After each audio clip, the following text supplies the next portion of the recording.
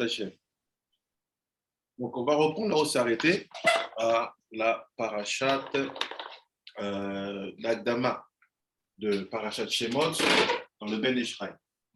Donc, en fait, comme je l'ai dit, je vais me concentrer que sur les Agdamot et je laisserai à Rabbi Shimon et à Rabbi Ezra de faire les halachot quand ils vont arriver dans ces parachutes-là. Mais néanmoins, dans les introductions, on va pouvoir voir déjà une vision globale de la halacha. Et s'il y a des questions, bien sûr, halachiques qui sortent, n'hésitez pas. Donc, on a vu quoi en résumé? On a vu la semaine, donc jeudi dernier, dans cette parashat Shemot, le Ben Ishraï, il veut nous éclairer sur la notion de bonnet à Shabbat. C'est quoi bonnet? Construire. Ça veut dire quoi? Ça veut dire que il veut nous expliquer quelle est l'idée derrière cette interdiction. Et pour ce faire, il a d'abord commencé par prendre un pasouk dans la parashat Shemot en elle-même, où il y a une discussion entre Moshe et Paro. Et en fait, Moshe demande à Paro de laisser le peuple d'Israël partir à 3 jours de marche pour pouvoir offrir un korban, un sacrifice à Hachem, et qu'il le serve là-bas. À partir de là, le Ben Ishraï construit une logique. Il dit il y a 2 dimensions de création quand on parle d'humaine. Il y a la création Israël, il y a la création Umot Olam. Umot Olam, les peuples du monde. Umot Haolam. Et il dit chacune de ces créations a été faite avec un objectif précis.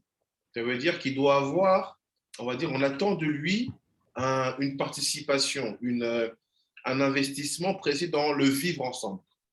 Il dit, quand il s'agit des âmes juives, Israël, on demande à ce qu'il y ait des constructions spirituelles. Ce qui veut dire quoi? L'organe utilisé pour ce travail-là sera la bouche. Et eux, donc nous, devons savoir que nous avons été envoyés dans ce Olamazé, dans ce monde, dans un but précis d'être des constructeurs, mais par la bouche.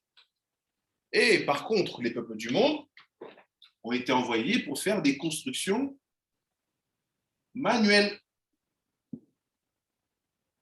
Et cette construction manuelle, comme le dit le mot, se traduit par l'organe de la main. Ce qui veut dire que quoi? Ce qui veut dire que la notion de construire, c'est ce qui fait référence, c'est ce qui fait, on va dire, le lien dans une société. De là, on était parti, on a parlé des francs-maçons, la franc-maçonnerie.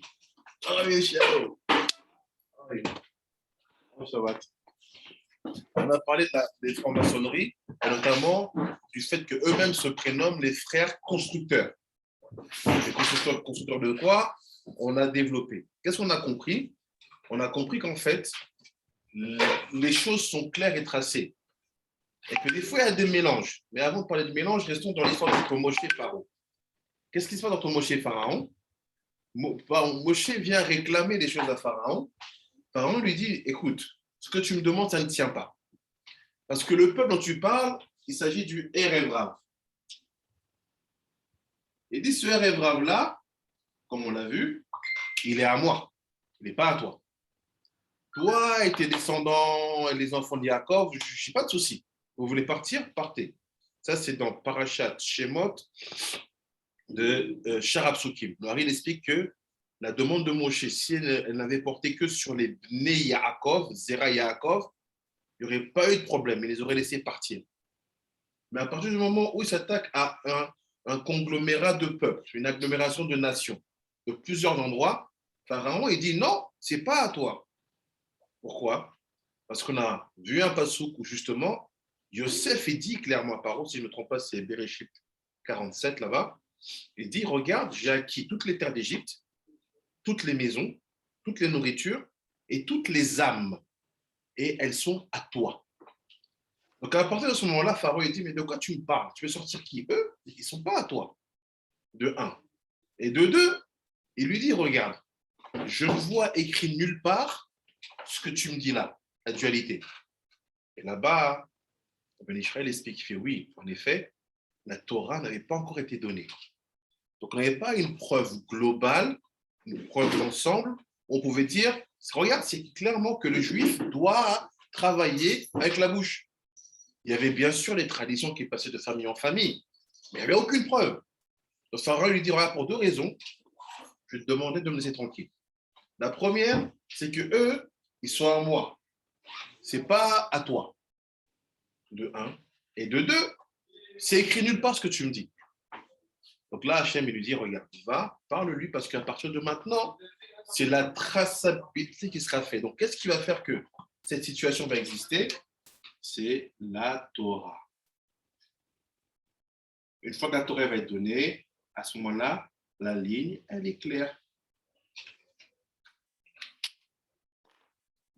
Pourquoi? Parce qu'avant la Torah, eux étant le Zéra d'Adam Arishon que Hachem a récupéré par Yosef en les circoncisant, et ainsi de suite, et en les plaçant dans des villes précises, eux ont aidé à des constructions manuelles. Pourquoi? Ils ont fait les pyramides, ils ont fait les villes, les villes fortes de Pharaon, Pithom et Ramsès. Ils ont construit. C'est-à-dire que quoi? Il n'y avait aucun problème à ce qu'ils soient investis dans la construction matérielle. Et de nos jours, des fois, eux, ils veulent se lancer dans ça, dans des constructions spirituelles. Ils disent on est chrétien, on est musulman, on est bouddhiste, et on est capable dans notre prière, dans notre méditation, dans nos sacrifices, de construire des choses. Hachem leur dit non, ce n'est pas ce que je vous ai demandé. Et comme on avait fini de dire, en fait, il n'y a pas une hiérarchie ici. Il n'y a pas un meilleur, il n'y a pas un moins bien. Il n'y a pas je suis un peuple du monde et que je suis dans le manuel, on me diminue.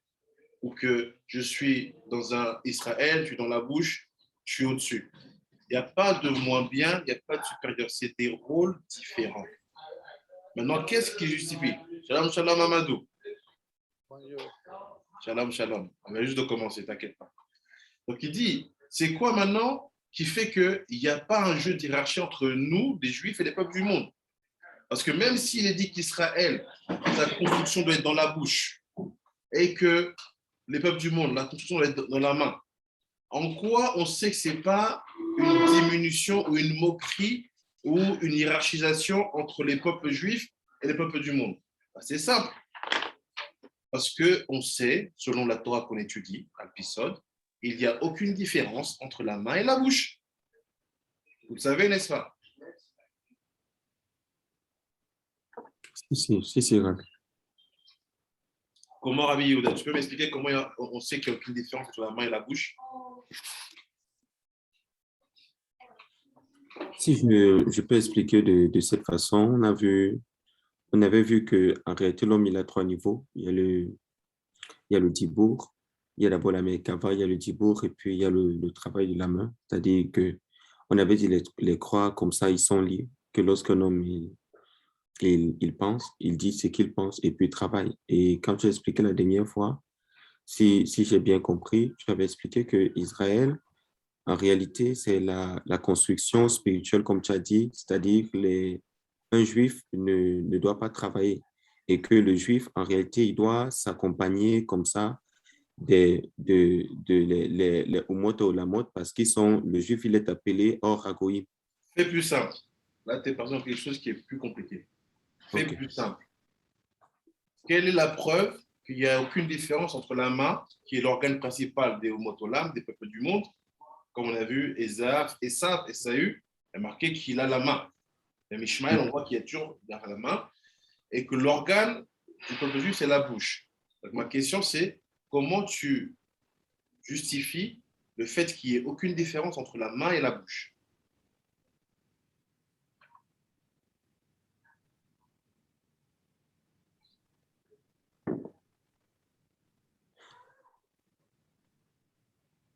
Je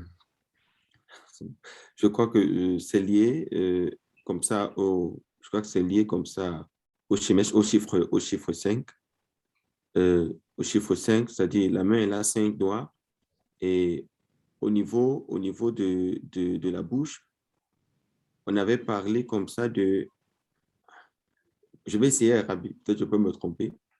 On avait parlé de la notion d'Elohim qui va devenir Ardatam. On avait parlé des 5, mais je ne sais pas comment. Tu vas trop Manza, non, c'est plus pas ça, simple. c'est pas ça. Je m'égare. Mhm. Plus simple. Mhm. Rabbi, je m'égare, je n'arrive pas à bien construire. Excuse-moi. On a parlé d'une règle de base dans tout le sol, toute la Kabbalah, que le Ben Israël a amené dans les lois qu'on étudie. Il dit il y a 5 membres principaux dans le corps de l'homme qui sont l'expression de la rigueur des dynimes. C'est quoi? C'est le chotem. Notre thème, P, la bouche. bouche, Bras.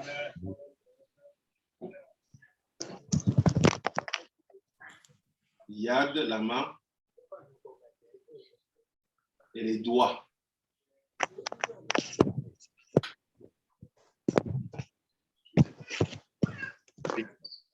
Ça veut dire quoi?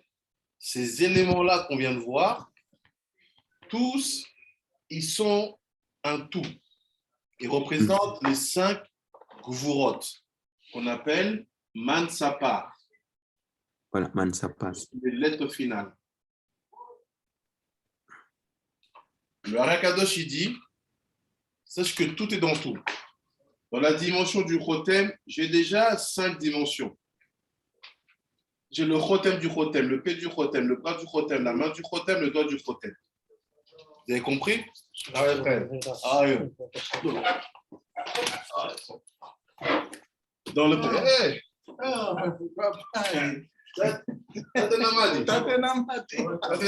You are pronouncing exactly. Ouais. Dans la bouche, j'ai le chotem de la bouche. La bouche de la bouche, le bras de la bouche, la main de la bouche, le de la bouche. Dans le bras, j'ai le chotem du bras, la bouche du bras, le bras du bras, la main du bras, les doigts du bras. Dans la main, j'ai le chotem de la main, la bouche de la main, le bras de la main de la main et les doigts de la main. Et dans le doigt, j'ai le chotem du doigt, la bouche du doigt, le bras du doigt, la main du doigt et le doigt du doigt. Il n'y a aucune différence. La seule différence, c'est que où on sait qu'on voit réellement qu'ils sont 5, c'est dinim, c'est gvurot, c'est rigueur, c'est au niveau de la main. C'est là-bas qu'elles se dévoilent dans leur unité. Mais ici, elles sont 5 aussi, mais elles sont une. Ça veut dire quoi? Sur cette partie-là, il n'y a aucune différence entre la main et la bouche. Ce que je n'ai pas dit dimanche. C'est simple. Si je fais une classification ici, entre main et bouche, Rabiri, aide-moi. Le chotem, c'est la main ou la bouche?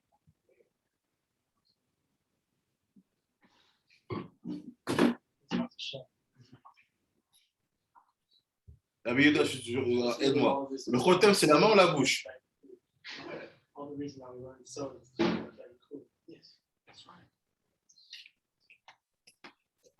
Le chotem. Bien qui va? Ça va. Enfant? Bien? Bien mieux? Non, je l'ai envoyé. Comment tu m'as dit? Donc, Rabbi Yehuda, chotem, c'est lié à quelle unité? La main ou la bouche? Rabbi, la bouche, Ok, chotem, c'est la bouche. P, c'est la main ou la bouche? Rabbi Yehuda, P, c'est la main ou la bouche? on avait parlé de Rotenpay. Dis-moi la réponse simple, c'est facile, là, il n'y a aucun piège. Et Ravi Pinchas, je vais reprendre les cours d'hébreu.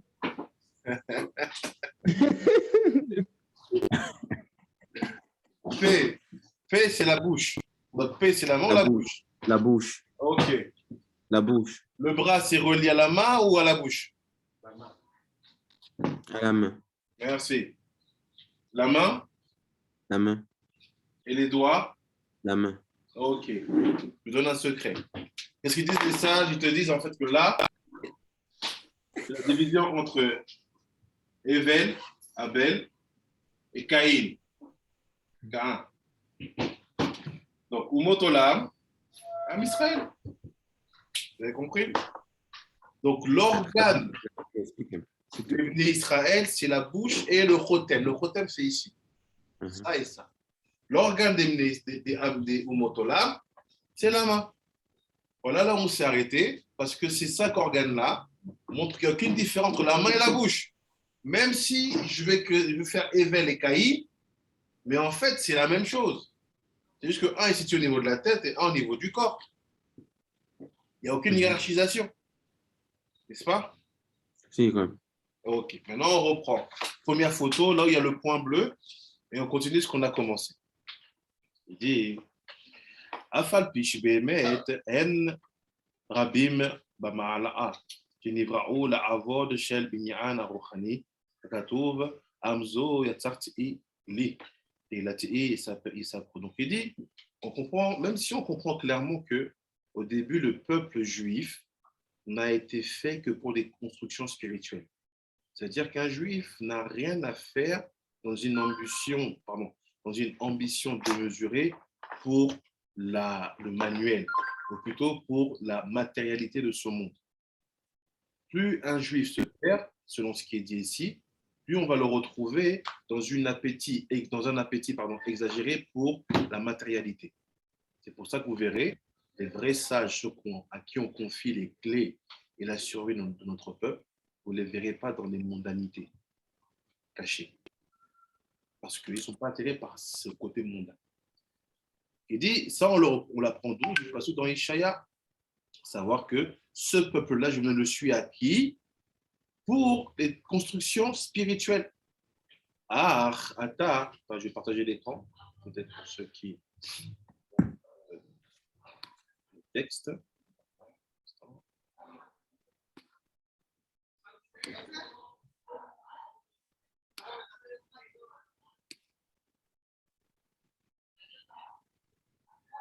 On est ici. Ici.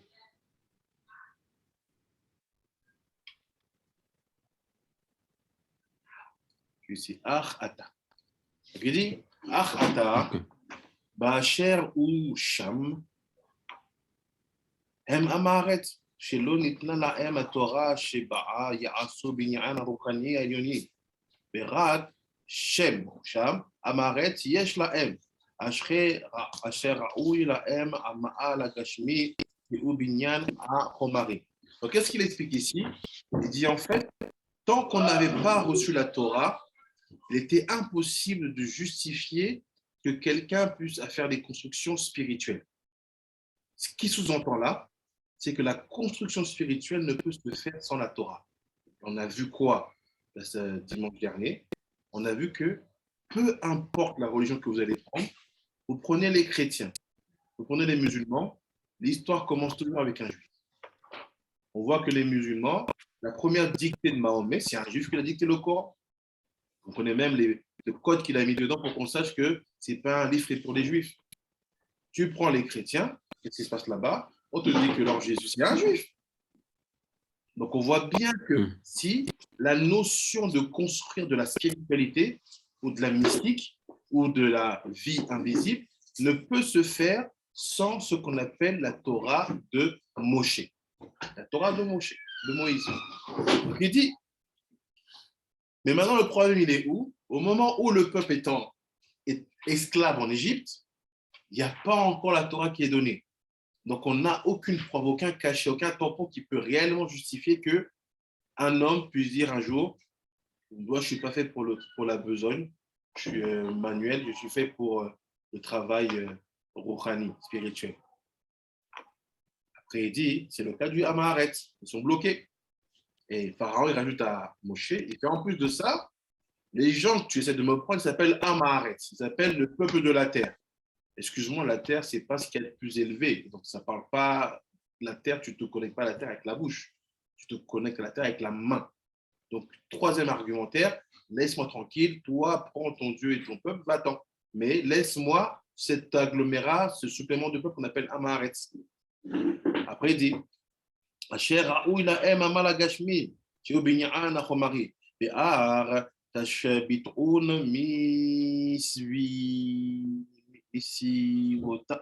מסיבותם, וזהו השמעתם אותם לסבלותם, אלוהים. את מעי דעה ראויים סבלות אלוהו להם. Donc il dit, à cause de toute cette situation-là, et que la Torah n'était pas donnée, c'était normal que le Hamaharet soit bloqué dans la Avoda Gashmi. C'était normal que le Hamaharet soit bloqué dans le travail manuel. C'est pour ça que, en fait, pourquoi il dit ça? Pourquoi le Ben Ish Chai rapporte cet élément-là? C'est parce qu'un jour, c'est sûr, tu vas avoir des personnes qui vont venir, qui vont dire, non, on a la preuve que le peuple juif n'est pas fait pour la construction spirituelle seulement. C'est que dans votre Torah, il est écrit que vous avez été des esclaves et que vous avez travaillé, construit des villes et des pyramides. Maintenant, ce monsieur-là, s'il vient comme ça, tu es coincé. Et ce monsieur-là, il peut s'appeler Hitler. Il peut te dire, non, regarde, je vais vous mettre dans des camps, vous allez travailler. Comme c'est marqué dans les camps de concentration. Arbeit, Mark Frey. Le travail rend libre. Mais non, parce qu'on n'est pas là-bas. Donc en fait, tu ne rends pas libre, tu es en train de nous emprisonner. Tu es en train de nous détourner de notre origine spirituelle. Pourquoi il le fait? Parce qu'il ignorait ça. Il ignorait qu'il n'y a nulle part où c'est écrit que le juif doit faire du manuel, depuis que la Torah a été donnée. C'est pour ça que le Ben Ish Chai vous donne un argumentaire ici, fatal. Quiconque viendra vous voir parce que vous êtes en train de vous convertir au judaïsme, ou parce que vous êtes devenu juif, ou parce que vous voulez vous investir dans l'enseignement, et vous dit non, tu sais, la vie, c'est pas que l'étude. Ben Ish Chai te dit non. Dis-lui, réponds-lui, la vie d'un juif, ce n'est que l'étude. Son notre père Yaakov, il est connu pour être celui qui s'assoit dans les tentes et qui étudie. Maintenant, si tu penses que tu peux me mettre du matériel, du manuel, parce que tu m'as vu, j'étais esclave en Égypte, sache que c'était un cas, une situation qui prévalait avant le don de la Torah. Depuis, c'est plus le cas. C'est l'argumentaire. Ça, vous avez compris? Si, Rabbi. Ouais. Après, il dit, mais la reine, Amrou Rabotim Zman Livracha, She'ata'a Osif Paro Alehem Avoda la Avod Gam Beyom Shabbat, Achar Shekvar Patram Mi Kadmat Dina'a, מלעבוד ביום שבת על פי העצות של משה רבנו עליו השלום, בהיותו מבית פרעה.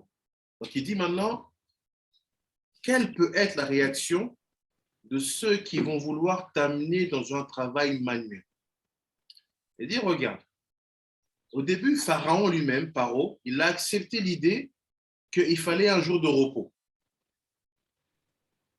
Et on le voit, dans le monde entier, il n'y a pas un pays dans le monde où il y a un président ou un roi qui refuse l'idée de donner un jour de repos à son peuple. C'est accepté. Il dit, tu sais quoi? Pharaon lui-même avait accepté l'idée que ce soit Shabbat, le jour 7, selon le calendrier hébreu, et pas le jour 7 selon le calendrier grégorien. Ça veut dire quoi? Le jour qu'on appelle samedi. Donc, il fait, Pharaon, il avait accepté cette idée-là. Il fait, mais à partir du moment où Moshe il vient maintenant argumenter pour dire non, nous les Juifs, on est ici, dans le travail spirituel, et pas ici, et puis là, il s'est énervé. Là, il s'est énervé. Non simplement, il a multiplié les travaux, mais en plus, il les a obligés de travailler le jour qui était censé être le jour de repos. Ce qui veut dire quoi? Attention à vous, vous qui choisissez le chemin de la Torah. Si à un moment dans votre vie, vous voyez, vous sentez que l'État, dans les pays où vous vivez, l'entreprise où vous travaillez, vous dit, vous voulez évoluer, vous voulez aller plus loin, vous savez, vous êtes payé double le samedi. Vous connaissez cette histoire? Si, Rabbi. Le week-end et le soir, on est payé. Ouais. Sachez que c'est là-bas le test ultime. Pourquoi? Parce que ce patron-là, ce président-là, ce roi-là, il est en train de faire la même chose que Pharaon avait fait. Oui. Ouais. Donc, l'argumentaire de l'université est ouvert le Shabbat, Mhm. l'entreprise est ouvert le Shabbat, le pays officialise le travail le Shabbat. Et c'est le cas en France. En France, le Shabbat, c'est le jour justement où tout fonctionne. Les magasins sont ouverts, tu peux aller en boîte de nuit, tout fonctionne, tout. Tu n'as même pas la notion de repos. Parce qu'ils vous mentent, ils vous font croire que le repos, c'est le fait de ne pas vous obliger à travailler, mais que le loisir, ce n'est pas un travail. Non, le loisir, c'est un travail. Vous me croyez ou vous ne me croyez pas? On croirait, oui. Ça. Les gens pensent que parce que je suis en train de sortir, de me détendre et je ne suis pas derrière la machine, que je ne travaille pas. Non, parce que le Shabbat, ce n'est pas le répit dans le travail. Le Shabbat, c'est l'augmentation de la spiritualité. C'est-à-dire, à partir du moment où je ne travaille pas, le but, c'est que mon spirituel doit augmenter. Donc, si, admettons, je ne vais pas à l'université, je ne travaille pas le Shabbat, dès que je sors, je prends ma voiture, déjà, je transgresse Shabbat. Je vais à tel endroit où il y a je ne sais quel spectacle, où des gens peut-être sont des juifs aussi, Chas Shalom. Je transgresse Shabbat. Et en fait, qu'est-ce qui s'est passé? Je n'ai pas construit de spiritualité. Donc la transgression du Shabbat, ce n'est pas simplement de travailler, c'est aussi du fait de ne pas construire de la rouchaniout. C'est pour ça que dans la Torah, il est dit, tout ce que tu fais en semaine, le Shabbat, tu dois lui consacrer une intensité double. Si tu manges ça en semaine, le Shabbat, tu dois manger ça. N'est-ce pas? On double tout. Donc, c'est ça qui est attendu. Donc, le fait de ne pas se consacrer à l'activité spirituelle, ça ne fait pas de ton jour de repos, entre guillemets, un jour qu'on peut appeler Shabbat.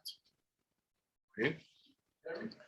Après, il dit, il rajoute, basé אחר שכבר פתר מקדמת דנאה מלעבוד ביום שבת על פי עצתו של משה רבנו עליו השלום, יודעו בבית פרעה. ובזה פרשתי מה שנאמר, למה משה ואהרון תפחיו את העם במעשיו. וכוונתו, בזה על ביטול העבודה ביום שבת. Donc il dit, regardez maintenant dans le verset, dans le passage, comment il est écrit. Il est écrit que Moshe, quand il argumente avec Pharaon, il lui dit, pourquoi tu viens déranger le travail du Erev Rav, de cet amas de peuple? Ben Ishraï précise, il fait, c'est pas déranger le travail qu'ils font du dimanche au vendredi, il fait, c'est de déranger le travail que je leur impose de faire le Shabbat. Ce qui m'amène à vous dire quoi? Une chose très importante. Se convertir au judaïsme, devenir juif, être juif, c'est savoir s'arrêter quand il vous est demandé de vous arrêter. Il n'y a pas d'exception. Il n'y a pas de raison qui puisse justifier cette transgression. C'est une erreur fréquemment commise par ceux qui commencent à vouloir devenir juifs, à épouser cette spiritualité. Ils se disent, il est écrit je dois faire le Shabbat. Mais comme j'habite au village là-bas, au Sénégal, mais la mère, elle veut me voir. Il faut que je parte la voir. Non, je n'ai pas le choix, je prends la voiture, j'y vais. Là, c'est une faiblesse d'esprit et c'est un manque d'honnêteté. Il te dit, tu dois célébrer les fêtes, parce que Shabbat et les fêtes, c'est la même chose. Les fêtes, tu habites en Israël, tu fais une journée de fête. Tu habites en Israël, tu fais 2 jours de fête. Si tu arrives à un point où on te dit que lundi à mardi, on va dire de dimanche soir à mardi soir, tu es en fête, arrête-toi, à savoir, vis un rythme de Shabbat. Tout ce qui t'est permis, c'est juste de cuisiner pour pouvoir manger. Si tu transgresses cela, ça montre quelque chose de concret. Avec tout le respect que je dois à tout le monde, tu t'en fous du judaïsme. Parce que si jamais c'était ton président, ton premier ministre, le maire de ta ville qui te dit reste ici 2 jours dans mon bureau et on verra dans 2 jours ce que je peux te trouver pour toi, sans même te garantir quelque chose, tu serais resté 2 jours dans le bureau comme un toutou à attendre bien qui te donne.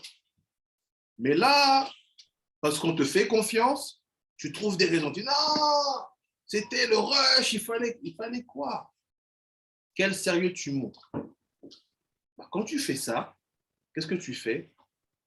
Tu renforces le mélange des genres. Eux, tu les fais devenir des constructeurs spirituels et eux, tu les pousses à être des constructeurs manuels. Tu es la personne qui participe à ce mélange. C'est une gravité colossale. Oui, Pinterest. Oui. J'ai une question. Donc, du coup, est-ce que justement le fait qu'on ait créé ce mélange-là par nos actes, est-ce que c'est ça qui en fait qui crée aussi les autres religions en soi? Bien sûr. Comment C'est les là où autres ils ont religions se créent? C'est toujours parce qu'un juif va commencer à dire ah, cet aspect-là de la loi ne me plaît pas, je ne veux pas la faire. Et de là, il va aller créer un petit groupe de gens qui ne veulent pas faire les mêmes choses que lui, ou qui veulent faire comme lui. Et là, il devient un groupe qui grandit. C'est toujours comme ça. Il y a quelque chose que je ne veux pas faire, mais comme je ne veux pas assumer ma bêtise tout seul, je vais influencer les autres. Et à partir de là, j'attire. Donc, il faut savoir quoi? Que quelqu'un qui n'est pas capable de tenir le Shabbat, tu commences vendredi soir jusqu'à samedi soir, tu n'arrives pas à ne pas toucher l'électricité, ne pas créer d'énergie. Tu n'arrives pas à t'arrêter. Tu n'arrives pas à étudier. Tu n'arrives pas à montrer que tu es dans le Shabbat. Pas juste dans l'idée, dans le concret et dans la pensée. Celui qui n'arrive pas à aller au niveau de faire la même chose pendant les fêtes, pendant Sukkot, pendant Shavuot, pendant Pessah, cette personne-là est en train de ramener le peuple juif dans une époque où il n'y avait pas de Torah. Cette personne-là ne peut pas être digne de confiance. Parce qu'on nous dit que c'est parce que la Torah nous a été donnée qu'on a maintenant une séparation claire. Et les halakhot qu'on voit ici, c'est la construction à Shabbat. Et là, le Ben Ish Chai commence à montrer quelque chose. Il dit attention, parce que l'intention de Pharaon, c'est je veux que ces gens-là, ils aient la capacité de transgresser Shabbat par la construction de choses. Il faut construire un Shabbat comme ça, vous mélangez ça. Trace de Shabbat. Que Dieu préserve. Là, il dit quoi? Il dit שהייתה מתחילה על פי עצתו של משה רבנו עליו השלום ויעץ את פרעה בכל בכך והרתעה השר שלו חזר בו ועפר לבב פרעה בזה ואמר מאחר כי אין להם עדיין תורה לעסוק בה בבניין רוחני למה יבטלו מן העבודה הגשמי ביום שבת. Tout ce que je viens de dire là, c'est ce qui est écrit ici. Regardez avec moi l'argumentaire de Pharaon. À partir d'ici, il dit Veata, et maintenant, Assar Shelo Chazar Bourou. On peut dire soit le ministre de Pharaon, on sait aussi que ça peut être l'ange qui est derrière Pharaon. Donc il va changer le cœur de Pharaon, qui change d'avis, qui ne donne plus ce jour de repos aux Juifs. Chazar Bourou, Veafar Levav Paro, il change le cœur de Pharaon. Il dit donc, qu'est-ce qu'il dit? C'est-à-dire que le Yetzer Hara, parce qu'on sait que l'ange qui est derrière Pharaon, c'est sa mère même. Sa mère même, c'est l'ange de Esav, de Rome. C'est lui qui joue le rôle de Yetzer Hara, mauvais penchant. Il dit quoi? Il dit Meacha qui aime lahem adain Torah la sokba. Il dit mais non. Il dit laisse tomber. Ne leur donne pas sur le Shabbat. Pourquoi? Parce que jusqu'à présent, En lahem Torah la sokba. Ils n'ont pas de Torah pour étudier. C'est le cas de qui ça? C'est le cas de qui? Des convertis. Ou plutôt, pas des convertis. Ceux qui sont en cours de conversion. N'est-ce pas? Parce que est-ce que tu es obligé de faire la Torah? Non. Tu n'es pas obligé. C'est ça. Parole dit non, regarde, ceux-là, Il n'y a pas la Torah encore. Donc, cette division n'existe pas encore. Donc, qu'est-ce qui se passe à ce moment-là? C'est le rôle du Rêve Rav. On sait que le Rêve Rav, c'est aussi la dimension de ceux qui doivent se convertir. Donc, qu'est-ce qui se passe à partir d'ici? On voit qu'il te dit quoi? Il te dit, celui qui est en cours de conversion. Je vous le dis parce que faut que vous le sachiez. C'est comme ça que j'apprécie, c'est comme ça qu'on m'a appris à analyser les bonnes conversions ou pas. Celui qui est en cours de conversion, si jamais vous le voyez transgresser les jours de Shabbat et les jours de fête, c'est-à-dire quoi? Il est sous l'emprise de Pharaon. Et ce Pharaon-là, c'est Tsarara. Ce Pharaon-là, c'est le mauvais penchant. Pourquoi? On sait que Pharaon, il est ici, derrière le date, derrière la connaissance. Et c'est quoi son argumentaire? C'est, tu n'as pas encore l'obligation de faire la Torah. Va manger, pas cachère. Transgresse le Shabbat. Transgresse les fêtes. Ne va pas là-bas, ne fais pas. Tu n'es pas obligé. Voilà comment les conversions basées sur ça font des gens qui sont dangereux pour le peuple juif et pour le monde, donc, des gens qui seront des criminels. La compromission au moment où vous êtes en début de conversion, c'est une preuve que quelque chose de mal est en train d'exister. Vous me suivez? Ouais. Une question? Ouais. Rabbi, Ouais, vas-y. Rabbi, j'ai une question, s'il te plaît. Oui. Voilà, Rabbi, excuse-moi de revenir un peu en arrière sur sur la division. La division entre le rôle du Yehudi qui doit juste être la portion spirituelle et le reste du monde qui sont la construction matérielle. Rabbi, quand je suivais le cours la dernière fois, tu avais eu à expliquer ça de plusieurs façons, mais je suis un peu intrigué quelque part. Rabbi, tu avais dit que on doit savoir qu'à Mitraïm, il y a deux réalités. Il y a ce qu'on appelle le Zera Yaakov et il y a ce qu'on appelle le Erev Rav. Après, tu as fait une liaison avec le Zera que Adam il avait perdu et puis tu as dit il est très kadosh. Maintenant, je me pose une question. Est-ce que c'est le Zera Yaakov qui est représenté comme étant le Zera d'Adam perdu ou bien c'est le Erev Rav? Si c'est le Erev Rav qui fait partie qui est en réalité le Zera Yaakov, le Zera de Adam, ça veut dire que le plaidoyer de Moshe avait tout son sens. Et on pourrait pas peut-être le considérer, on pourrait pas considérer le Erev Rav comme étant une partie du monde, plus qu'il doit être reconverti, comme on a vu plusieurs fois avec le déluge et tout. Ça veut dire en réalité, si on va dans le sens et qu'on veut comprendre la profondeur, si le Erev Rav en réalité est la semence d'Adam, ça veut dire qu'en réalité, le Erev Rav, ce sont des Juifs, mais qui ne le savent pas et qu'on doit amener à la conversion. Donc, du coup, ils doivent aussi travailler. Parce que quand je suis un peu perdu, en fait, Rabbi, quand tu dis, par exemple, que ceux qui sont en cours de conversion, en réalité, ils n'ont pas encore de Torah. Donc, ils pourraient penser qu'en fait, ils doivent transgresser. Ça peut arriver, ils pourraient penser, mais que ce n'est pas ça. Alors, je comprends en réalité que la situation de celui qui est en cours de conversion ne doit pas être différente de celui qui est déjà converti. Puisqu'il connaît déjà la finalité de ce qu'il sera, il devrait déjà se considérer à la base comme tel. Je ne sais pas si Gabi, tu arrives à cerner un peu ce que tu dis. Tu as posé plusieurs questions dans la question. Il y a des moments où tu t'es un peu mélangé. On va essayer de le faire dans l'ordre. Quand on parle d'Adam Arishon, est-ce que d'Adam Arishon, on a la création des 12 tribus et le don de la Torah? Non, dans Arishon, on n'a pas encore la division. Là, je ne parle pas de division. Hein? Est-ce que Adam Arishon a donné naissance à 12 tribus et a reçu la Torah? Non. Qu'est-ce qu'on comprend?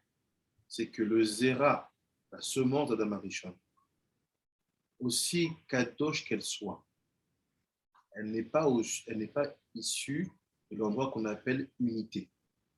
Pourquoi? L'endroit qu'on appelle unité, elle va exister que plusieurs temps après.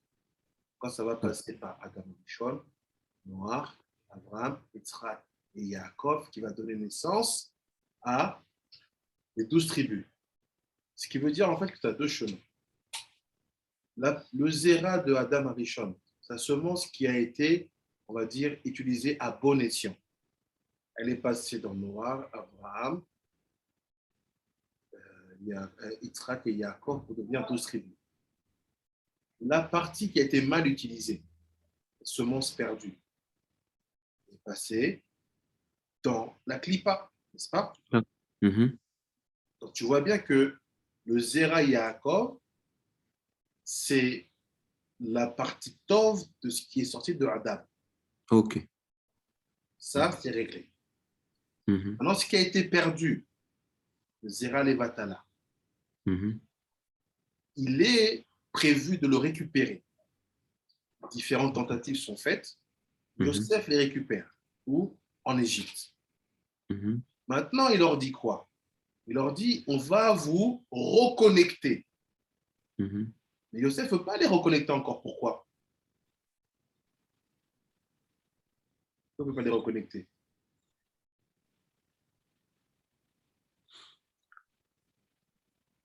Il n'y Il a ne peut pas pas, encore les il y a pas la... Parce qu'ils ne sont pas circoncis. Brit Mila. Non, il les a circoncis. OK. Ah, ok. Parce Il que n'y a, justement, pas la Torah. oui, voilà. Il n'y a pas la Torah, oui. C'est ça, il n'y a pas la Torah. Donc, comment La tu Torah. reconnectes deux choses qui, si tu n'as pas de matière qui va les lier? Donc, il leur dit, vous restez dans des villes spécifiques, Mhm. qu'on Mhm. sache que quand la Torah va être donnée, vous devez être parmi ceux-là. Maintenant, la Torah elle est donnée, ça veut dire que quoi? Il faut maintenant les reconnecter. La reconnexion, tu as besoin de deux choses. Tu as besoin de quelqu'un qui t'attire, qui t'appelle, ça va être le cas avec Moshe, la Torah, dire Dieu a besoin de vous tous. Mais il faut la deuxième chose. Il faut que celui qui est de ce côté-là ait envie d'aller là-bas. D'accord. Cette envie-là, c'est ce qui est en train de parler ici. C'est quand cette personne-là ne cède pas aux sirènes de la vie matérielle. OK. Compris? Je comprends. J'ai une question aussi, du coup. Oui, Rabbi. Désolé. Euh, du coup, je comprends pas en fait le fait que finalement, il y a une halakha qui dit que quand le guerre il est en cours de conversion, il doit Transgresser. transgresser Shabbat obligatoirement parce il n'est pas encore chayav justement de faire la Shabbat totalement. C'est comme si en fait on lui dit, en fait, tu n'es pas, enfin, je sais pas comment expliquer, mais par rapport au cours qu'on a donc maintenant, c'est un peu une incohérence. C'est vrai. Si tu te rappelles bien, on en avait parlé au tout début et on disait que basé sur beaucoup de points, il n'y a aucune logique de demander de faire ça. Mhm. Ah. Et qu'en fait, si tu considères que l'âme du futur converti est des âges juives et que l'âme, elle a son compte de faute et de transgression, comme le corps aussi, on a vu, a son lot de transgression et de mitzvah, en demandant à un corps d'éteindre et d'allumer la lumière avant la sortie de Shabbat, je fais transgresser l'âme, n'est-ce pas? Mhm. Donc ça rejoint en fait ce qu'on avait dit depuis le départ, c'est qu'il n'y a pas à demander ça. Les gens, ils le font à cause d'une Gemara qu'ils ont mal compris, qui dit qu'en fait, il est interdit à un non-juif de faire Shabbat. Et que si un non-juif fait Shabbat, il peut mourir. Et comme le dit le Harakadon de Charles Goulim, un futur converti n'est pas un non-juif. C'est pas un goy. C'est la combinaison d'une âme juive avec un corps issu des goy. Hmm. Il n'est pas goy. Vous suivez? Mhm. Si c'est Rabbi, cette Du coup, Sugiya-là, j'ai déjà eu après, cette, Vous dites quoi, Rabiri? j'ai eu une discussion justement avec beaucoup de personnes ici à Strasbourg et c'est très dur. C'est C'est justement, ouais, bon voilà. la On pourra question encore en qu'il faut parler. leur demander, avant de rentrer dans des réponses, il faut leur dire, dites-moi où c'est écrit qu'un futur converti doit être considéré comme un goy dans la Gemara. Juste tu leur dis ça, ils ne trouveront pas. Ok. Ils ne trouveront pas. Il y a à aucun moment le futur converti est appelé un non-juif, parce que l'une des Gemara les plus connues, on te dit non, son âme était au Har Sinaï. À partir du moment où on te dit ça, tu dois commencer à réfléchir. C'est quoi un homme? Un homme, c'est la composition, l'agglomération d'un corps et d'une âme. De ce moment-là, ton argumentaire peut peut-être tenir au niveau corps, mais ne tient pas au niveau de l'âme. Qui est le plus important? L'âme. Alors pourquoi tu l'obliges à faire des trucs de corps? Juste ça. Mais je te le dis, je vous le signe, un non-juif, c'est un non-juif. Un converti, ce n'est pas un non-juif. C'est un juif qui doit être amené, on va dire que sa partie extérieure doit être ramenée dans le peuple. Oui. Ok. Merci. C'est pas... Après, il dit, au basé mouvan, atam, shamura, boten, maintenant tu vas comprendre la raison pour laquelle les sages ils ont dit dans Yerushalmi, Shabbat, Tet Vav, ici, il dit, Lo nitnu Shabbatot l'Israël et là la sok ba'em batorah. Voilà. Il s'écrit quoi dans la Maseret Yerushalmi, Shabbat de Yerushalmi? Israël n'a reçu le Shabbat que pour étudier la Torah. C'est-à-dire quoi? Le Shabbat pour se reposer, ce n'est pas Israël. Le jour de la semaine pour se reposer, ce n'est pas Israël. Le repos ne définit pas le Shabbat. Ce qui définit le Shabbat, c'est l'avoda rouhani, c'est la construction spirituelle avec la bouche et par la bouche. Ve'ainu, ki Israël yesh ba'em kora livnot binyan rouhani ve'elioni al yidei esek Torah. Pourquoi? Parce qu'à Israël seulement, on a donné la possibilité de faire des constructions spirituelles et très élevées dans la spiritualité en étudiant la Torah.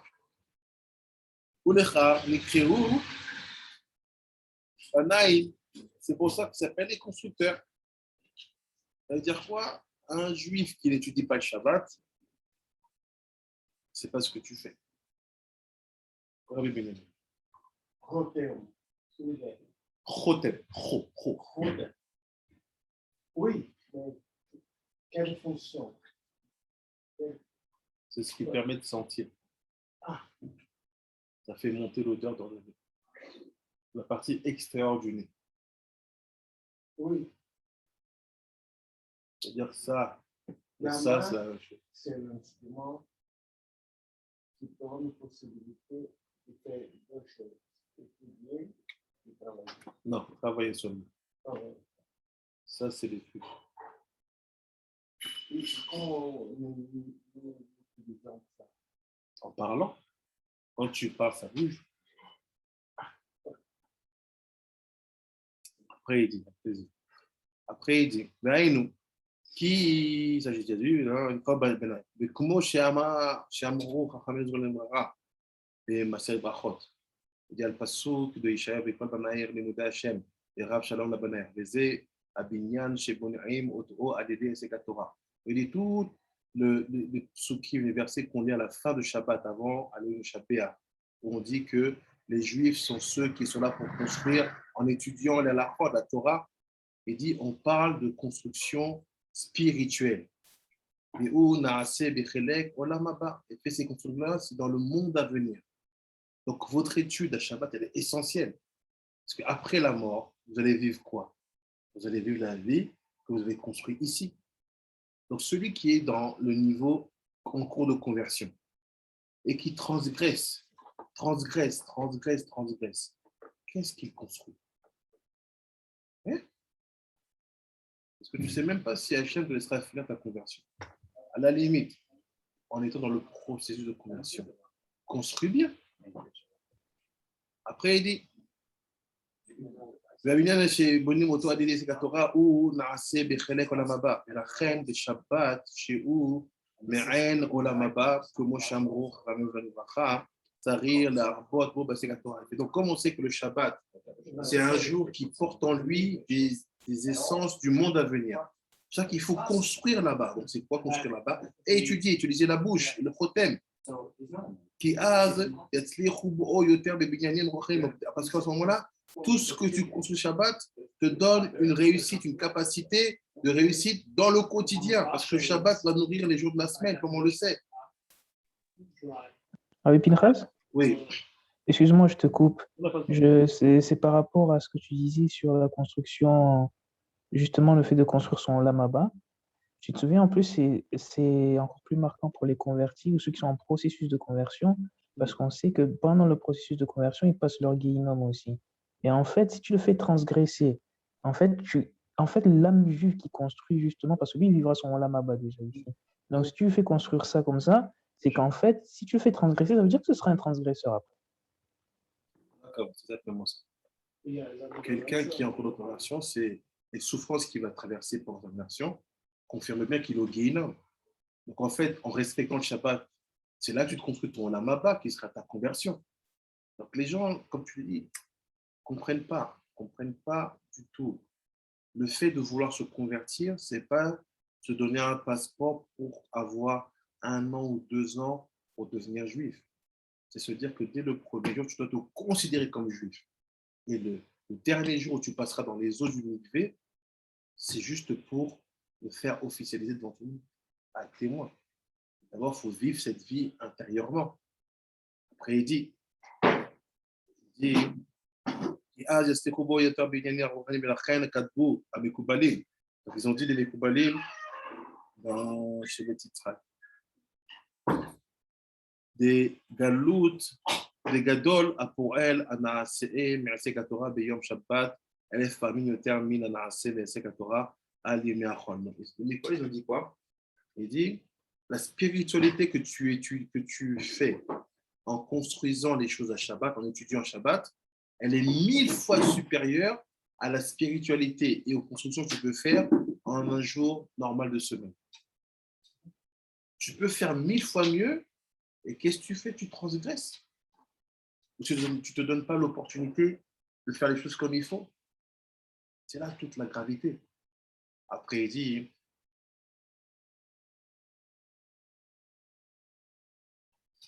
ולכן, מאחר שנעשה בעניין רוחני ועליון לשבת מן הישג התורה, נאסר בשבת בעניין הגשמי וחומרי לגמרי.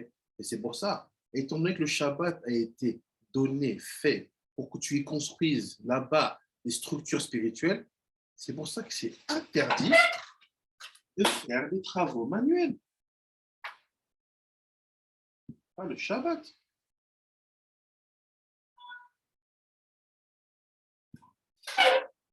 Quand on dit Shabbat, on parle aussi Yom Tov.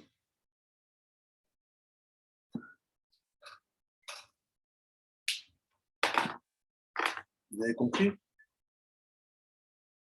Oui, moi j'avais une question, Rabbi Pinchas. Oui, Rabbi Brando. Tu vois, dans une des minutes politiques, tu avais parlé qu'il y avait 2 groupes quand on est sorti d'Égypte qui hésitaient à suivre Moshe et qu'ils avaient la peur. Donc, ils voulaient retourner en Égypte.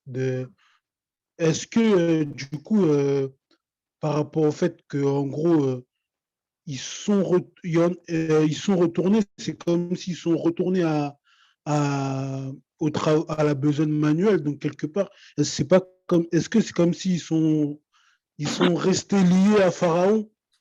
C'est exactement ça, Rabbi Brando. L'exemple, il est parfait.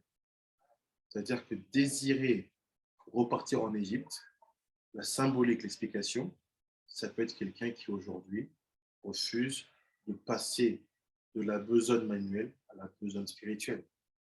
Et des fois, c'est gros, flagrant. Quelqu'un te dit, moi, je travaille le Shabbat. Des fois, c'est minime, c'est infime. Je te dis, regarde, j'étudie 6 heures, 8 heures par jour avec une yeshiva en Israël qui s'appelle Otina Kadisha, qui accompagne la conversion. Si à partir de ce moment-là, vous ne vous sentez pas déjà juif, il y a un problème.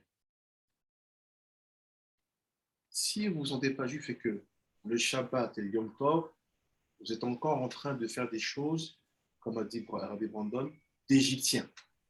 C'est-à-dire de travaux manuels, il y a un problème. La vérité, vous ne tiendrez pas. Vous ne tiendrez pas et tout ce que vous aurez va s'effriter. Je dis souvent aux gens, moi je fonctionne à l'inverse. Les gens en général, plus le temps passe, plus il te faut confiance. Moi je fais le contraire. Dès le premier jour, je te donne 100% de confiance. À chaque erreur, je descends. Jusqu'au moment où, quand ça arrive à zéro, c'est pas moi qui dis. Lui-même, il fait que les personnes elles partent. Il faut demander aux gens ici, ça marche toujours comme ça. Les gens me disent, ah, tu dis rien, je fais, laisse. Tu dis rien, laisse. Et à un moment, tu vois, je dis, ah non, mais bon, je dois partir. Donc, comprenez qu'on n'est pas en train de faire un jeu ici. C'est très sérieux. C'est toute une structure, une logique spirituelle du monde qui réside dans votre petite action à vous. Pourquoi? Parce qu'on ne veut jamais que vous pensiez que vous êtes noyé dans une masse et que vos actions n'ont pas de conséquences. À partir du moment où tu prends la décision de quelque chose, il faut, surtout dans le judaïsme, où tu sais que c'est l'équilibre du monde qui se joue, ne prends pas les choses à la légère. Avance clairement et commence à appliquer. C'est sûr qu'il y a un travail, il y a des contradictions, c'est pas simple de passer après 10, 20, 30 ans de vie dans un certain mode, à un coup, d'un coup faire autre chose. Mais il faut se forcer. Beaucoup ne savent pas, mais vous êtes français. Vous savez maintenant. Si vous savez, il ne faut pas faire comme si vous ne saviez pas. La conséquence est grave. Allez, ce qu'il dit. ונעשה בשבת בעניין גשמי בחומר לגמרי, ולכן שנו במשנה שבת הבונה מכלל 39 מלאכות אסורים בשבת, כי בעניין הוא המלאכה. Donc il dit, celui qui fait une transgression le Shabbat, c'est comme s'il avait transgressé les 39 travaux interdits.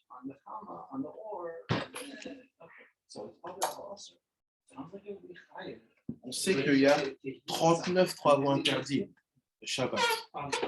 Et donc celui qui est dans la dimension de Bonnet, qui fait partie de la globalité des 39, oui, il fait quelque chose. Pourquoi je dis qu'il fait comme s'il avait transgressé les 39? Pourquoi? Parce qu'on voit que le bonnet, la notion de construire, elle est sous-entendue avec la notion du don même de la Torah. C'est le don de la Torah qui a annulé la construction manuelle. Donc, si jamais je suis dans le bonnet et que je construis quelque chose, je finis un travail, je mets un tableau, je construis un mur le Shabbat, je suis en train, de manière très simple, de nier tout l'apport de la Torah qui a été là pour séparer le travail manuel du travail rouhani.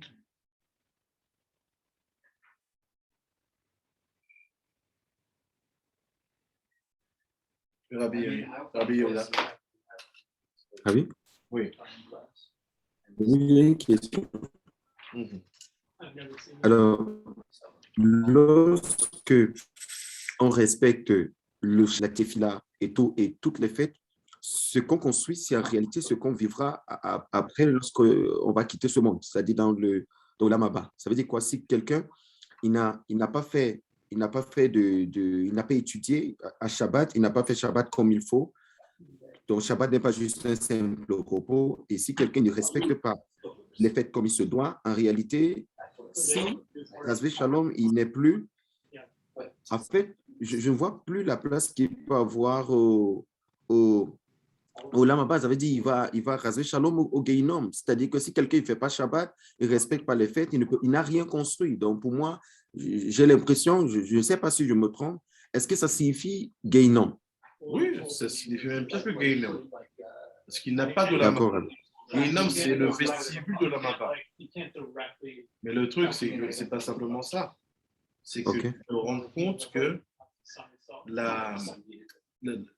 c'est comme quelqu'un, si tu prends l'exemple pour imaginer ce que tu viens de dire, c'est comme quelqu'un qui part en voyage dans un pays et il n'a pas réservé d'hôtel ou de maison, il ne sait pas où va dormir. Il part.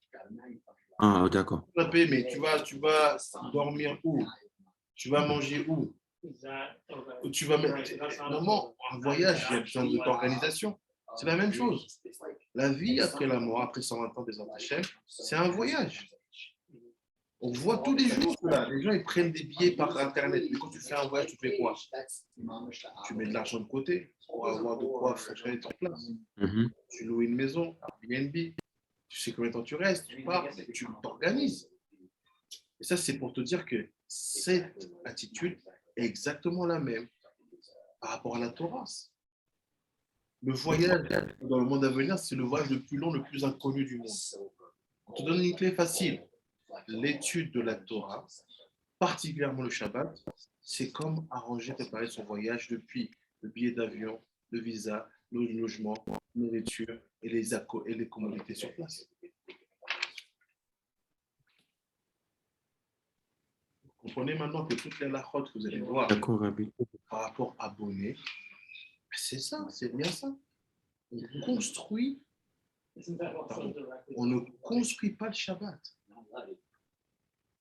Parce que construire le Shabbat, c'est nier toute l'apport de la Torah de Moshe. C'est impossible, tu ne peux pas. Tu peux pas. Tu peux pas. Faire cela, c'est revenir dans des circonstances où le mélange des genres, du juif et du non-juif, vont créer la déstabilisation du monde. Maintenant, ma question, avant de conclure. Tout ça, c'est l'explication du texte, ce que le Ben Israël nous amène à comprendre. Maintenant, chacun d'entre vous, essayez peut-être. Qu'est-ce que vous voyez derrière tout ça? Qu'est-ce qu'il y a derrière? En termes de concept spirituel.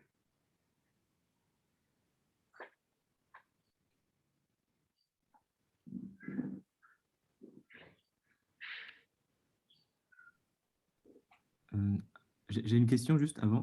Oui. Du coup, avant Matan Torah, il y a Abraham, Isaac et Yaakov faisaient Shabbat? Non. Oui, il faisait Shabbat. Okay. Mais okay. Ce n'était pas généralisé, c'était seulement une famille qui avait reçu okay. Ok, oui, non, c'était juste pour... Alors, qu'est-ce que vous pensez? Qu'est-ce qu'il y a derrière tout ça?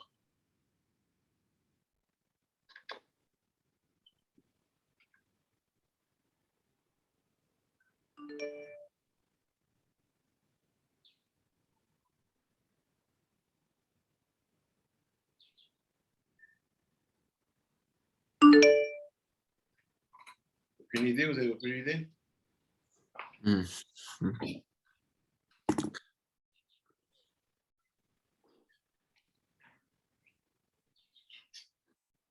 Pourquoi? On a compris pourquoi c'est pas recommandable, interdit de construire la Shabbat. Ben Israël nous donnait des explications très profondes. Ma question maintenant, c'est est-ce que vous comprenez ce qu'il y a derrière tout ça?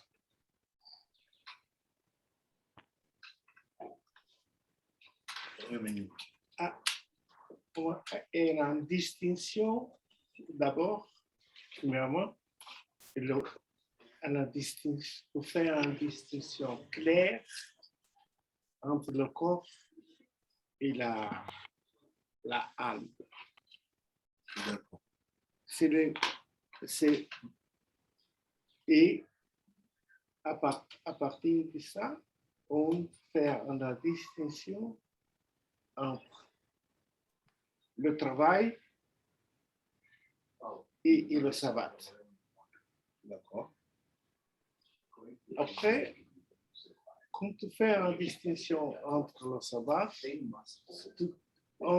personne crée un way of life that fait la distinction entre between the Jews in Honduras.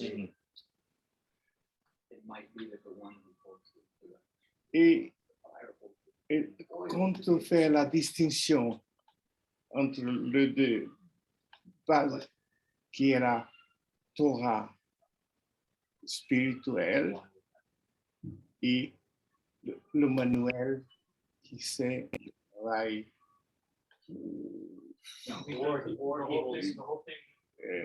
sans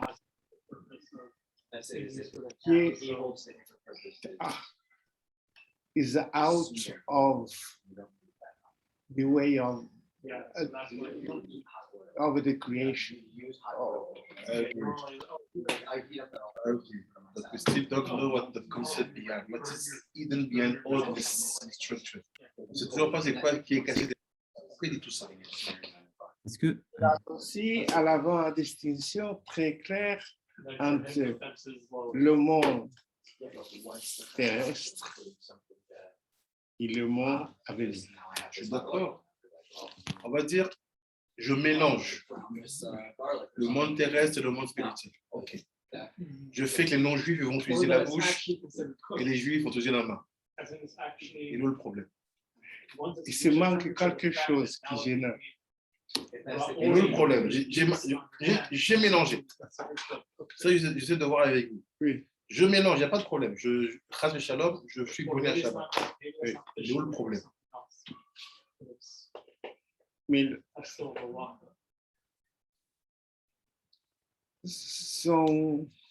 ne fait pas la distinction entre les deux.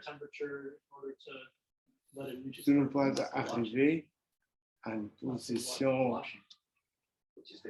plus haut. Si je ne la veux pas. Si je ne veux même pas Olam Haba, Chas v'Shalom, je vais dire non, moi je m'en fous, ma vie elle est ici. Et là, le problème en fait. On a compris le concept, on a compris l'idée, vous avez compris le concept, l'idée de bonnet. Et si vous lisez les halachot, vous avez le Ben Ish Chai en français, en anglais, sur Internet, regardez les halachot. Et en attendant que vous allez aller étudier avec Rabbi Ezra ou Rabbi Shimon qui vous donneront plus de détails. Mais concrètement, ma question est bête, hein? Il est où le problème? Pinchas? Oui. Je ne sais pas, hein. Je vais quand même te répondre avec ce dont je me souviens. Est-ce que tu ne recrées pas le problème, c'est est-ce que tu ne retombes pas dans, au lieu de retomber dans une forme de Etz Chaim, tu ne retombes pas dans Etz Hadat Tov Vera, c'est-à-dire que tout est mélangé, dans le sens où tu ramènes à ce que ce qui devrait être dans la Kedusha tombe dans la Klippa et la Klippa va dans la Kedusha, ou prend accès sur la Kedusha plutôt. Je suis d'accord avec toi, mais il y aura toujours quelqu'un qui nous dira Etzraïm, Etzadat. Ok. Ouais. Alors du coup, est-ce que le problème c'est que, enfin, c'est qu'il faut savoir déjà se définir où est-ce qu'on se trouve en fait et savoir sa fonction et ne pas envier la fonction de l'autre. Enfin, savoir où est-ce qu'on est et accepter qu'on est là-bas pour faire notre part des choses. Je suis d'accord. Mais si ça ne m'intéresse pas de savoir, je n'ai pas envie. C'est là le problème. Ah. Je vais vous donner la clé. Ça, c'est une chose. Les gens ne vous écoutent que quand ils sentent qu'ils vont avoir une perte personnelle dans l'histoire. Tout ça, c'est joli. Vous parlez de grands concepts, du peuple, des mondes. Non, ils n'en ont rien à faire. Tant que ça ne tape pas dans son portefeuille. Vous connaissez l'histoire, non? Tant que c'est là-bas, c'est là, ok. Je m'en fous. Quand c'est dans ma poche. Voilà. Quand ça tape dans ta poche, là, d'un coup, tu réagis. Regardez le secret derrière tout ça. On sait que le but du Shabbat, réellement, c'est ce qu'on appelle Tosefet Neshama. N'est-ce pas? Oui. Oui. C'est quoi Tosefet Neshama? C'est le fait de se rajouter, en quelques mots très simples, une capacité ou une force spirituelle qui te permet de décupler tes forces et d'être dans un succès et de vivre les choses que tu veux. Vous suivez? Zabi. Qu'est-ce que ça veut dire concrètement? Quelqu'un qui transgresse sur qui construit un Shabbat, il n'a pas une Tosefet des Shamas. Il va avoir une Tosefet Touma, un supplément d'impureté. Chédim.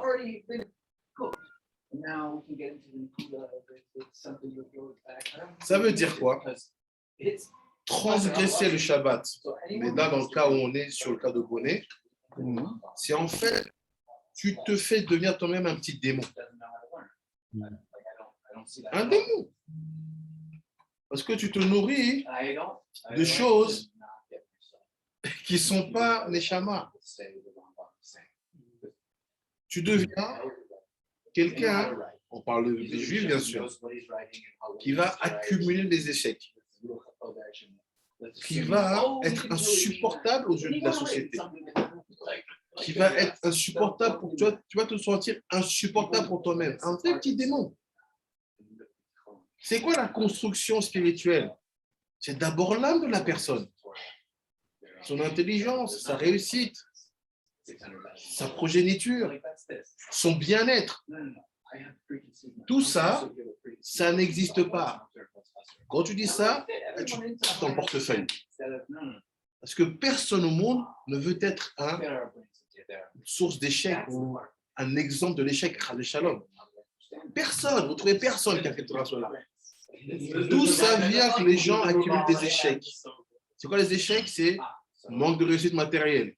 Si ce n'est pas ça, problème de santé. Si ce n'est pas ça, dépression. Si ce n'est pas ça, c'est des situations où tu te sens être incapable de te maîtriser, incapable d'avoir de la clairvoyance, de la logique. Tu vas voir n'importe quel être saint et je te dirai, mon fils, commence à faire Shabbat. Parce que dans le respect du Shabbat comme il faut, tu construis de la rouchaniyut, tu construis de la spiritualité qui est quoi? Ton âme. Pas dès le premier Shabbat que tu vas faire après tes Shuvah, mais au fur et à mesure, en t'appliquant à faire le Shabbat comme il faut, tu deviens quelqu'un de mieux, quelqu'un qui réussit, quelqu'un qui avance, qui évolue. Qu'est-ce qui fait que les nations du monde nous envient, ou plutôt nous détestent? Parce qu'ils voient qu'il y a une capacité, un pourcentage de réussite insolent, et que ce n'est pas normal. Et ils se demandent d'où ça vient? D'où ça vient autant de prix Nobel? D'où ça vient? 70 ans, tu es une nation, boum! Tu pèses parmi le G10. D'où ça vient que tu as réussi à faire pousser des fleurs là où c'était le désert à 40 ans? D'où ça vient? Ici. Donc, quelqu'un qui transgresse le Shabbat ou les fêtes, ne vous associez pas à lui. C'est pour ça que je te dis, ne soyez pas associés avec des gens qui ne font pas le Shabbat. Pourquoi? Parce qu'ils vous portent, comme on dit en français, la shkumoun. Bon, mauvais œil. Mais alors, ça ne marche pas. Parce que vous, dans votre judaïté, vous avez besoin de choses qui sont basées sur la rouchaniyut. Et le fait de s'accrocher à cette touma-là, en apportant sur cette touma, on va creuser, on aura fini. C'est quoi cette impureté que tu mets sur ton âme? Au lieu d'avoir un supplément d'âme kadosh, on a vu dans l'école la semaine dernière que ce supplément d'âme-là, chez la femme, il devient un bébé qui va naître. Donc, c'est quoi cette touma-là? C'est lié à ça. 288. C'est quoi 288? Rabbi Yehuda. C'est quoi 288? 288, c'est les étincelles comme ça de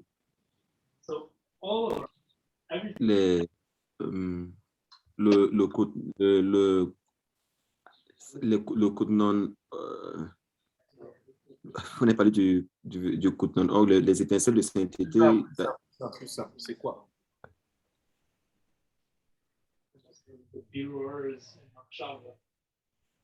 c'est des mourils, Non. C'est quoi? So you can say what? la guématrie la guématria de philosophie. Mais dans quoi ce que tu me dis? C'est quoi ça?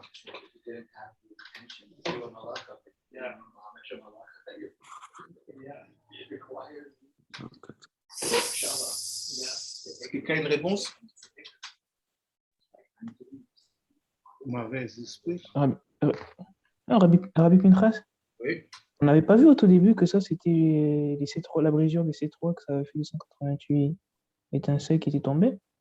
Ok, c'est ça, mais il faut le formuler bien. Ouais. Le restant des étincelles, des trois qui n'ont pas été réparées. Qui n'ont pas été réparés, voilà. C'est quoi? De tous les 7 rois qui sont brisés, il reste 288 étincelles coincées dans la clipa qui n'ont pas été remontées. Ce qu'on appelle rafar.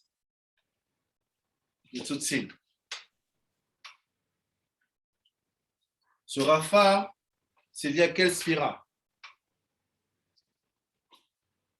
Vous savez peut-être pas encore ça. C'est lié à Da'at. Ça veut dire quoi?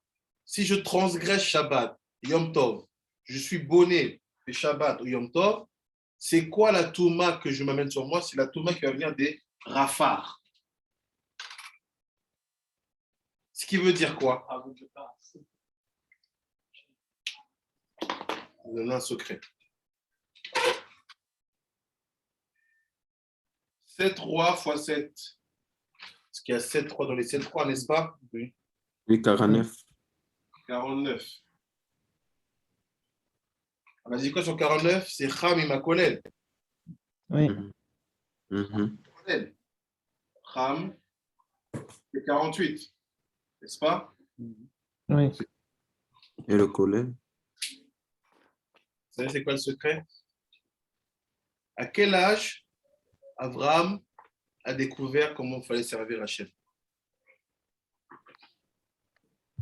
À quel âge Abraham a fait Teshuvah?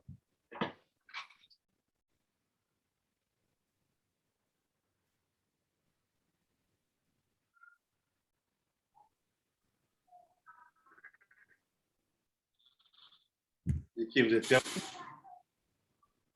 À quel âge Abraham Avinu a fait Teshuvah? Il y a 2 avis selon la Gemara.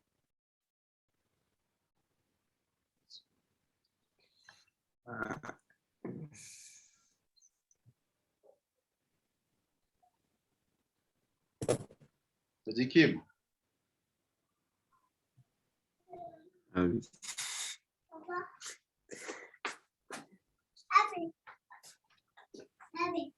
Abir, tu sais? Non, j'avais vu, mais j'ai oublié. Abir, tu as une idée? Je n'ai pas encore vu, du coup, je ne sais pas. Abraham Avinu, c'est le fondement de la foi. C'est celui qui va commencer à ramener tout dans la bonne direction. Il a fait Teshuvah à 48 ans. 48 ans. 48 ans. La Gemara dit, à 3 ans, il savait que Dieu existait. Mais c'est à 48 ans qu'Abraham a fait Teshuvah. Ce qui veut dire quoi? Comment j'atteins le numéro 48? C'est quand je me départis du rafar. Le rafar, c'est quoi? C'est les 7 rois, les briques qui sont tombées. Comment je relis ça à Achab? C'est facile. Nos sages nous disent, toute l'idée de Shabbat, c'est de distinguer l'espace public de l'espace privé. On est quoi? On est dans la brisure des 7 rois. Parce qu'on parle de l'espace public, on dit, c'est là-bas la clipa, c'est là-bas la mort de 7 rois. Quand maintenant je suis dans Shabbat, je ne transgresse pas, je ne fais pas les 39 transgressions, je me nourris d'une Tosefet des Shama. Mais si je sors au-delà du héros de Shabbat, qu'est-ce qui se passe? La Gemara dit, ton âme est en danger. Tu vas te faire attaquer par les Chédim. Ce qui veut dire quoi? Pourquoi la Torah nous dit qu'Abraham Avinu a fait Teshuvah à 48 ans?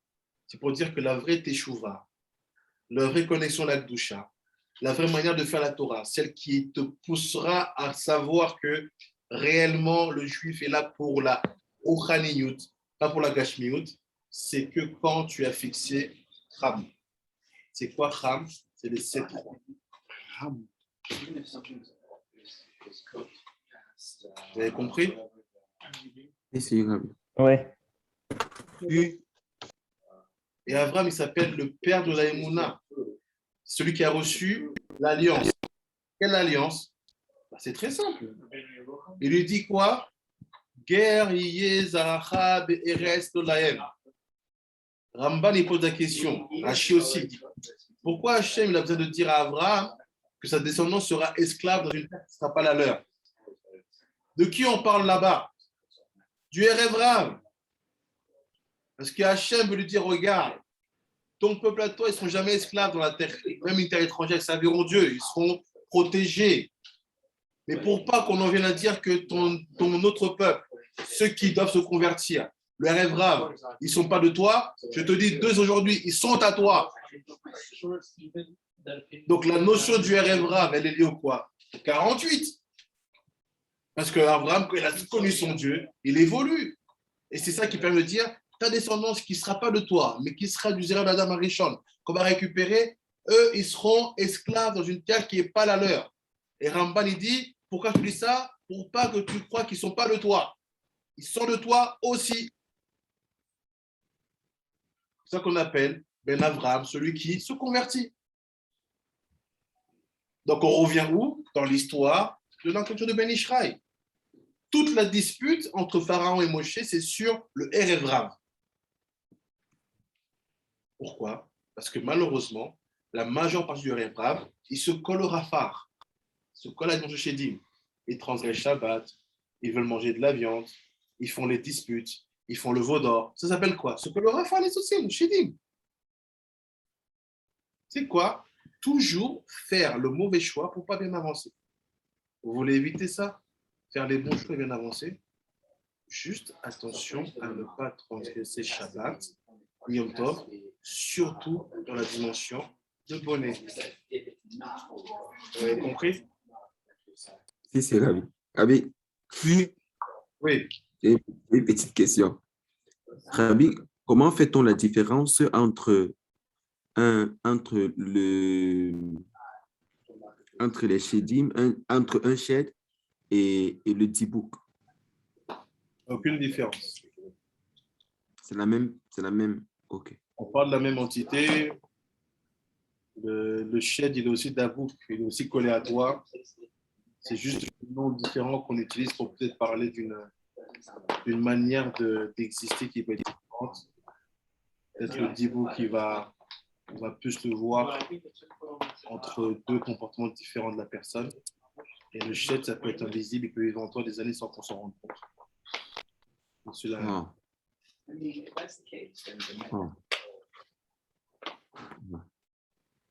Oh. Baruch Adonai Olam. Amen. Amen. Amen, amen. Amen, amen. J'ai compris, Oui. mais moi, ma tête, parce qu'il y a immense travail à faire avec du temps pour le mettre. C'est pour ça qu'après ça, il faut étudier les lois.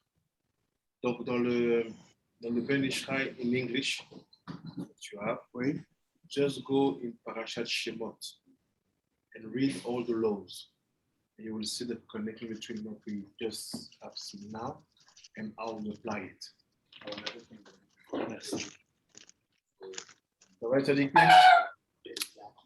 Ça va. Ça fait du bien de Oh, reprendre. ça va. On est dimanche matin, avec le petit café dimanche matin, on commence doucement. Le milieu va chauffer. Le schéma, il va vous faire un tour bientôt là. Il va arriver, je pense, d'ici 10 minutes. Donc, je vais peut-être éteindre et si il renverra un lien. Ouais. Rabbi, Pinchas, Oui. Rabbi, si tu moi, j'ai juste une dernière question par rapport à ce que tu as dit. Comme tu avais dit on avait dit que pour pas qu'il croie que c'est pas son peuple, il lui a dit qu'il sera esclave en dehors de sa terre. Du coup, est-ce que ça correspond un peu le RF? Du coup, est-ce que c'est pas l'esclavage après l'Égypte, l'esclavage qu'il y a eu des Africains? Du coup, c'est RF ou c'est Ben Yaakov? Il y a les deux. Il y a le Zera Yaakov et il y a Erev Rav. Il y a les deux. Il y en a qui Ok. sont des 12 tribus, pardon, des 10 tribus qui sont parties en exil et qui vont vivre des conséquences graves. Et il y a ceux qui sont encore du Zera Adam Arishon qui sont en Afrique. Il y a les deux. Ok. Merci. Rabbi, Oui, Rabbi Eri. s'il te plaît, Rabbi Yehuda. Ah ouais. C'est moi, Rabbi, c'est moi. Rabbi, je demande, est-ce que tu peux m'appeler juste 5 minutes, même 2 minutes, s'il te plaît? 5 minutes là. Toi, tu commences 5 minutes. Moi, je suis calé là. Je dois faire à manger pour tout le monde. Donc, Ah, oh là là. et je t'appelle, on parle de ça. Mais je veux 5 minutes, pas plus. Parce que Non, 5 minutes. 5 minutes. 4 jours. Je sais qu'il m'attend. OK. On va faire à manger parce qu'on doit reprendre à 13h30, 14h le cours de l'après-midi. Donc, si c'est 5 minutes. 5 minutes, hein. 5, pile. T'as pas- Net. Tu dois faire à manger d'abord. D'accord. Et Rabbi Pinras, tu pourras, si tu, je sais que tu n'auras pas le temps, peut-être, mais tu m'envoies un vocal ou quoi par rapport à tu sais, ce Shabbat. Ok, je te l'envoie. Non, Ouais. je t'envoie le vocal et je t'appelle après derrière. D'accord, comme tu veux. Vas-y. Vas-y. Bye bye, Sadiq. Bye bye. Bye. Abiri, si Rabbi Yehuda il me prend moins de 5 minutes, je t'appelle. Si toi, tu n'arrives pas, c'est ça. Non, Ok, ça marche. Allez, bye.